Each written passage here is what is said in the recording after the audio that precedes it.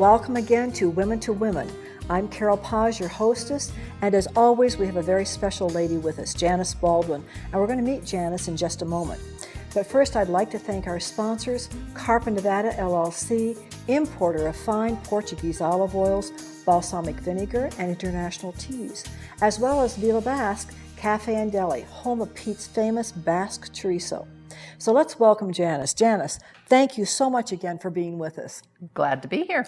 You know, you are our first repeat performer. Ah. That's a privilege.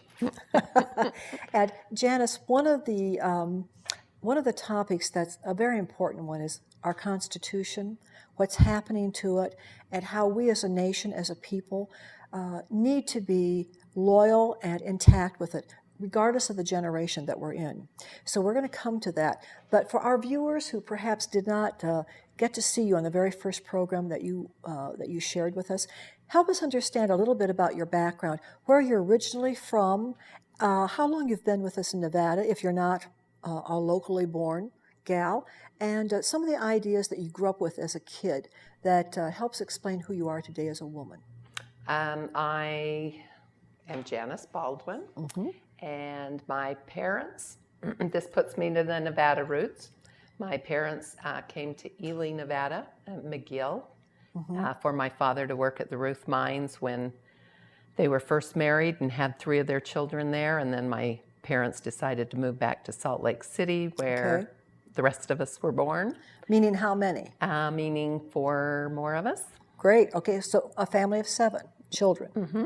Wonderful. And we just were a normal ragamuffin kids. And I'm grateful that my parents had a pride in America, and they didn't emphasize it much, but it was just there, a real strength of who we were and what our values were. Okay, Janice, help us understand, within your home and within the family itself, you say that they didn't speak about it a lot, but you knew it was there. And kids pick up on so many traits of their parents and so many traits of other parents. They're very honest observers of what's going on around them and what they hear.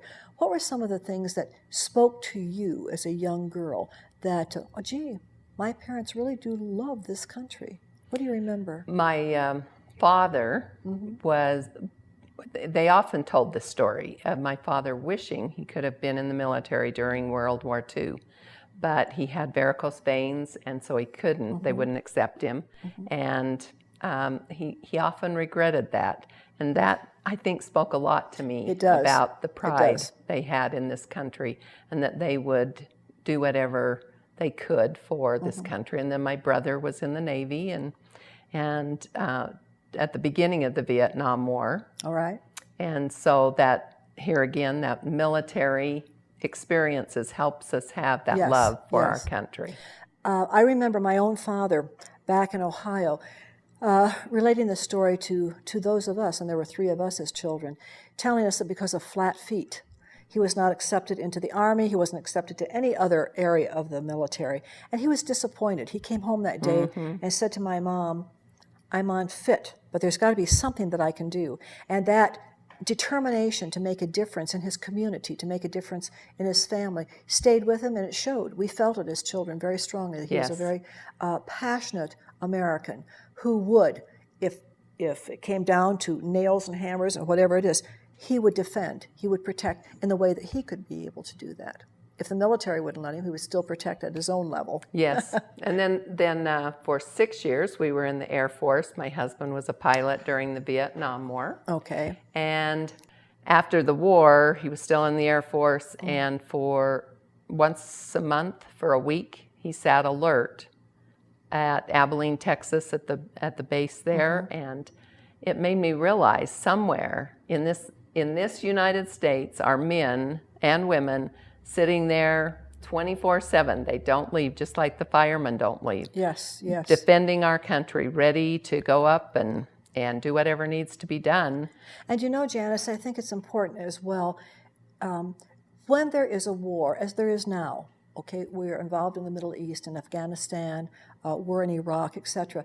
When we have family or close friends, close relatives who are a part of that action, it brings it home to us really intimately sometimes and with fullness of force. And if you lose, your husband was really blessed to have come back after 6 years of the Vietnam War, because that was a vicious war. And it was such a divisive war for our nation as well. So there were many mixed emotions and mixed feelings when they did return. And now we have, again, a situation where patriotism is on the line, serving one's country is on the line, volunteering for military service is on the line. And sometimes in the past, they did not have that choice of volunteering. They were drafted right in. Okay, my brother was in the Korean War.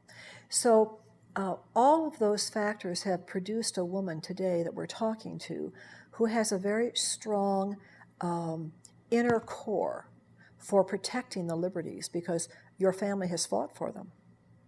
And you have direct knowledge of that, direct emotions involved.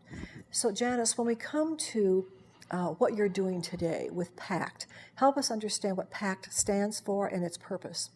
Well, PACT means Project Americans Coming Together. And we formed out of the Tea Party. Mm-hmm. Everybody was saying, what do we do? Because we saw crisis in America. Yes. We couldn't define it, but we knew it was there. And after one of the tea parties, a group of women got together and said, what are we going to do to help people feel like there's hope? Yes. And we formed PACT. We thought a lot about the name, and we wanted to bring people together, all people together, not a political party, not a faction. Right. This was not just for Republicans. It was not just for Democrats. It was not just for independents. It was a true grassroots movement. Let's move this nation, all of us. All right. Yes. And I think some of the other groups have kind of been more passionate, can I say right? Okay. And ours wants to just be focused on what keeps America strong, and that is the principles of the Constitution. So that's been our direction. All right. So Janice, I know that you've brought some information along with us before we get into the discussion of the Constitution and our attitudes about it as Americans. Where can we help ourselves learn more about not only PACT, but the Constitution itself? What is being provided that we can attend or that we can hear about and make plans for? Well, for one thing, here in Carson City, Northern Nevada, yes, we can attend on September 17th, which I always ask, what's that important date? And people look at me. What is that important date? It's Constitution Day. Yes, it is. And it's the day that the Declaration of Independence was signed, 1776. And that we have to realize that what makes up the principles of this country is the Declaration of Independence, the Constitution, and the Bill of Rights. Not just one document, but three. Okay. And so we're going to have a walk at the Capitol grounds, our Carson City Capitol grounds, and we're so happy to do it on September 17th, which is a Monday, and we put a letter out to all the schools, and 4 schools have responded to us, and we'll have 350 children come throughout the day, the school day, to learn about the Constitution. And you know, Janice, it just came into my mind, it's shortly after September 11th. Yes. And that memory for the entire nation is still starkly imprinted upon our brains and our hearts. So what great timing. Yes, and one of our stations, I'm going to read this because with that in mind and looking for things that can touch our hearts, I got an email, got great information off emails, don't we? Yes. This was in a Romanian newspaper who's been under communism and won their freedom. And this writer said, "Why are Americans so united? On 9/11, the American tragedy turned 300 million people into a hand put on the heart. How on earth were they able to respond, united as one human being? What on earth unites the Americas in such a way? Their land, their history, their economic power, money? I tried hours to find an answer. I reached but only one conclusion: only freedom can work such miracles. Wow. Isn't that powerful? Powerful. And that's what came to this man's recognition of the people of the United States after 9/11. And I believe that's true. And we're looking for that again without a tragedy. We're looking for the people to be united and work together for the good of this country and throughout the world. So Janice, besides the walk and the event that's taking place here on September 17th, is there any other area of learning that we can turn to? I know that you brought some more information with you. Let me just finish on the walk. Sure. That evening from 3 to 7, Okay. anybody can come and walk through the Capitol grounds and go to the stations. And I'd say it's a wonderful, wonderful opportunity for parents to bring their children and walk these 12 stations and just help their children understand this great information. We all have a responsibility. It's not just parents alone, but it's we as a culture, we as a community, helping all of our children understand that there is a price. Freedom does not come cheaply. Freedom does not come without any kind of a cost.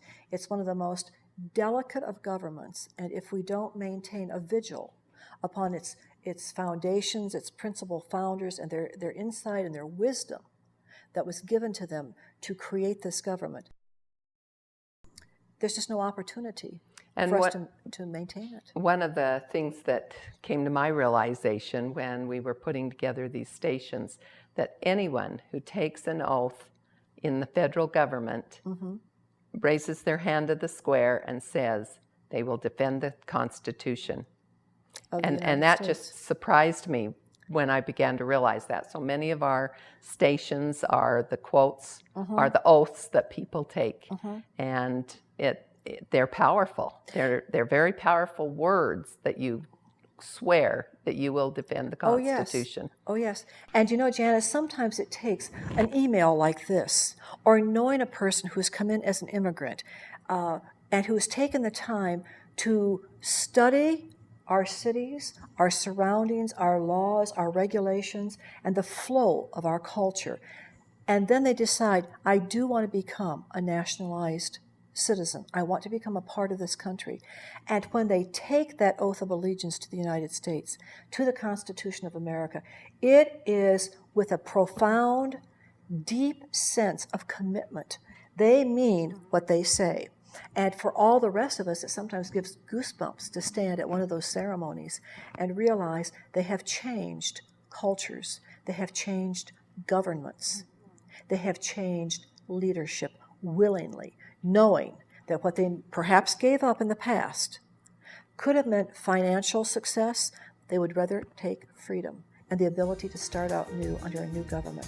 So when we come back to the second half, Janice, I want you to help us understand, because I'm hungry, I'm thirsty to learn more about the Constitution and the value of it to my life and to our lives. So we'll be right back. Don't go away. Are you looking for a healthier lifestyle? A more nutritious diet? Do you care about quality? If your answer is yes, or if you are just curious, come into Villa Basque Deli and Cafe right here in Carson City, Nevada. Discover fine Portuguese extra virgin olive oils, vintage balsamic vinegars, and a wide assortment of international health teas provided by distributor Carpa Nevada LLC. In addition to these terrific items, Villa Basque is also the home of Pete's famous Basque chorizo, handmade on the premises from Pete's secret family recipe. Satisfy your culinary curiosities. Don't delay. A fire-adapted community is prepared to survive a wildfire with little or no firefighter assistance. To help prevent ignition by embers, remove dead and dying plants from around your home. Be sure to remove low-hanging branches and the flammable plants underneath your trees, also known as ladder fuels. Non-flammable plants and pathways create separation and help prevent fire from spreading to your home. Make it lean, clean, and green. Visit livingwithfire.info for more tips to save your home. When a disaster strikes our region, will you be ready? Learn about sheltering in place. Since each emergency is different, make sure you plan for alternate routes away from your neighborhood. Plan meeting places and long-distance phone numbers if you are separated. Assemble food, water, medicines for at least 3 days, and a portable radio to stay informed. Remember, make a plan, assemble a kit, stay informed, be ready. For more information, contact your local emergency manager. Pets of the Homeless is a non-profit, all-volunteer organization that provides pet food and veterinary care to the homeless and less fortunate in local communities. With donations from the public, we're able to provide homeless shelters with crates, bowls, cleaning materials, so that homeless with pets can come into homeless shelters and get the services that they need to get out of homelessness.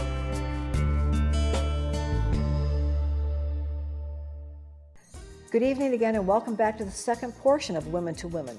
We're with Janice Baldwin, a guest that has been on our program before, and Janice is a studier of the Constitution and the merits that it has for all of us as citizens of this country, and for newcomers who come in who really want to be a part of this very unique nation that's based upon a concept of we the people. So I'd like to also just mention before we come back into our conversation with Janice that there are many questions, issues out there that you as viewers have. Please don't hesitate to email us at womenofnevada@gmail.com, and we will take those questions that you have, those issues that you'd like to hear us discuss on a panel discussion that's coming later on in the year. So please remember that and email us again at womenofnevada@gmail.com. So Janice, you have just shared with us that oftentimes, I guess it's really always, children are quick to pick up on the home life, the discussions, what they hear, what they see. And you picked up very early with the rest of your brothers and sisters that your parents were absolutely strong Americans, believing in the concept of freedom for this nation, and were willing to put their time and their lives on the line, especially in World War II and in the Vietnam War, as your husband was a fighter pilot. So when we come back into the United States right now, the issues of why is it important to go back to our founding fathers' ideas? Why is it important to study the Constitution in our schools? What difference does it make? And we've certainly touched on one, that for those who are involved in the history of our nation, and we all should be, because it speaks so loudly to us, and our future depends on what we have done with our past and how we've treated and respected the three documents, the Declaration of Independence, the Constitution of the United States, and the Bill of Rights. So if we're unfamiliar with what it cost to bring that about, if we're unfamiliar and unconcerned with how they have brought this nation of 200 years plus into existence, then our future is bleak, our future is scary. So there are areas locally that you have brought information on where seminars, discussions, great leadership is being presented to us. Would you share with us the information that you have on this seminar? Let me give you a little bit of background. Okay. The National Center for Constitutional Studies was founded by a man by the name of Cleon Skousen, who, when he was in law school, said somebody needs to rewrite to interpret the Constitution so the average person could understand it. Okay. And nobody did it, so he did it. Many years later, after living and maturing and raising his family, he says, this has got to be done. So he wrote a book called The 5,000-Year Leap, and it has 28 principles in it. Yes. And as you were speaking about the importance of the Constitution, it came to my mind that the first principle of these 28 principles is we have to be obedient to the natural law. And today we don't even understand the natural law. Help us understand it. And I'm still working on the whole ramification of it, but when we're living the natural law, which is truth, correct principles, things are in balance, things are in harmony, the family's in harmony, the country's in harmony, there's peace.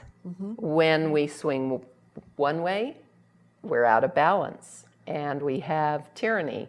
If we swing the other way, we're out of balance and we have anarchy. And so the more we can understand these fundamental principles of the natural law, the more peace that we're all seeking at this time. Everybody, the beauty queens, all I want is world peace, right? Yes, yes. And that's what we all want, is peace. And that comes from that balance right in the middle. And so he taught those 28 principles and put it in this book, The 5,000-Year Leap.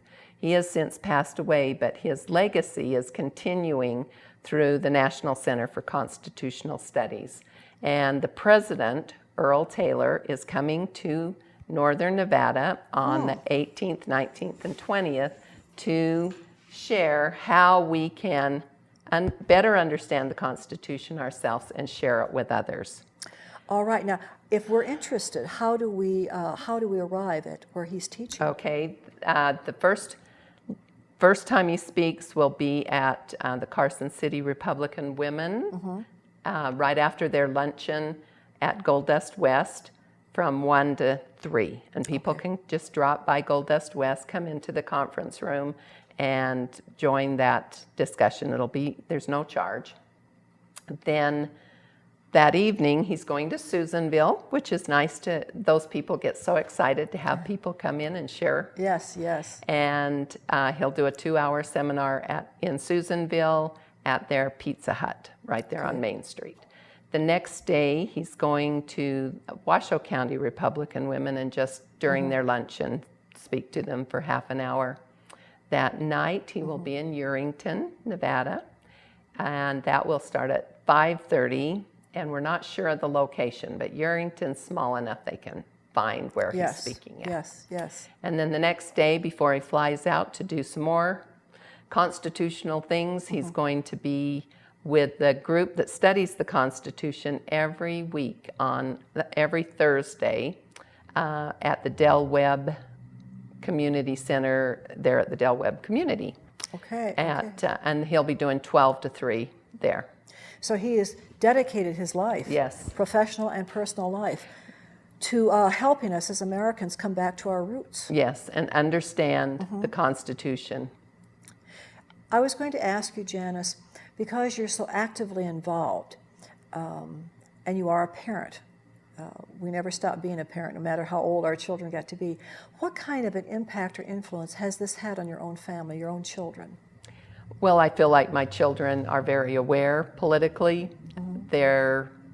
My one son loves studying the Constitution, ran for the legislature because he saw the need and truly loves the Constitution in America, and he helps people understand it frequently. And the other children are very passionate about it, maybe not as involved.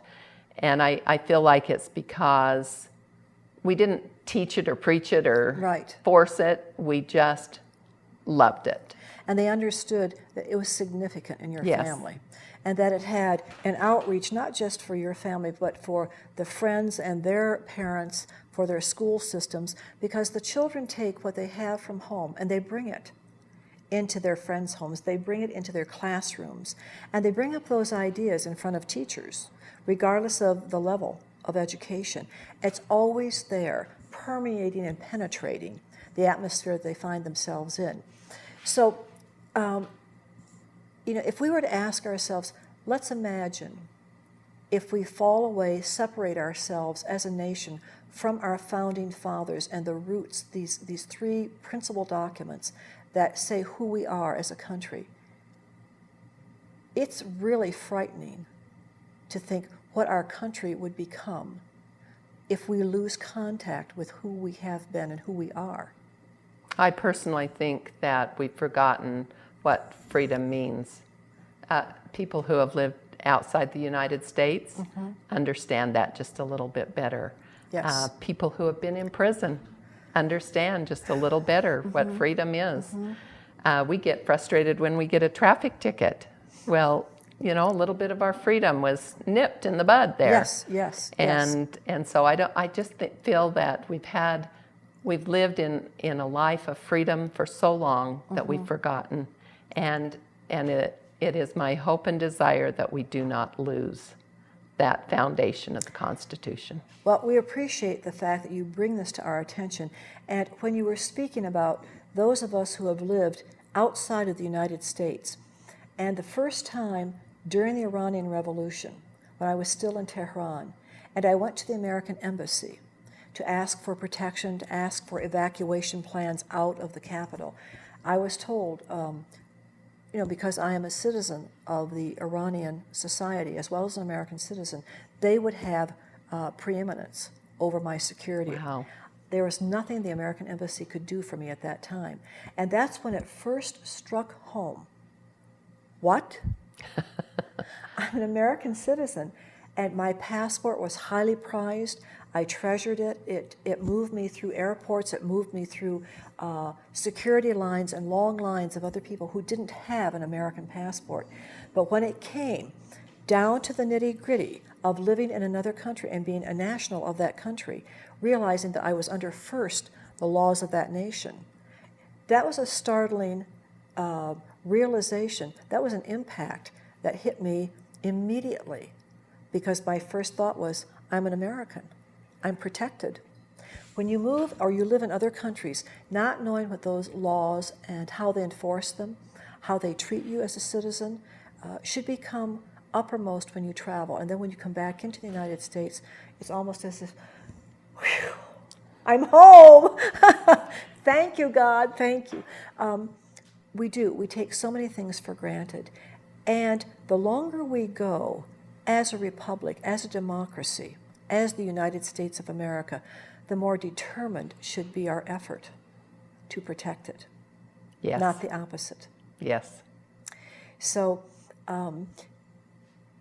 what have you learned in this time that you have spent, not only working with the Constitution, presenting it to the American public here in Carson City in the state of Nevada, but what has impacted you personally that you're so glad you have inside of you?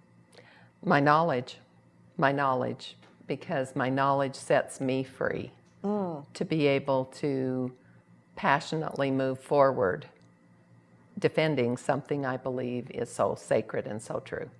And I think you've hit a key point there. When we are knowledgeable, not only does our confidence grow in what we're talking about, but we're presenting history and factual history. And that is a powerful presentation to make in front of people. When you know what you're discussing, you've studied it, you know the dates, you know the names, and you know the impact, you know the core ideas, the central thoughts. And that is what moves people's hearts and minds. Those are the words from the Declaration, we the people, from the Constitution, we the people, from the Bill of Rights, that speak to other nations, that speak to each one of us. So I really thank you so much. And that's what our Constitution Walk is meant to do, is touch the hearts of the individuals who come through. We have 12 stations that just touch on parts. There's a little story about a girl who took part in on September 17th. On September 17th, a girl who helped during the Revolutionary War takes us through just feeling and reading parts of the Constitution. And so exactly what you've said is exactly what this walk is about. Great. Well, Janice, thank you again for coming on our program. And we encourage all of our listeners out there, definitely be a part of September 17th with your children, with your family. And again, any issues, any questions that you'd like to have us address on future shows, don't hesitate to email us at womenofnevada@gmail.com. So we thank you, Janice. Thank you. Good friend. And we thank you, listening audience. Until we see you again next week, have a good evening.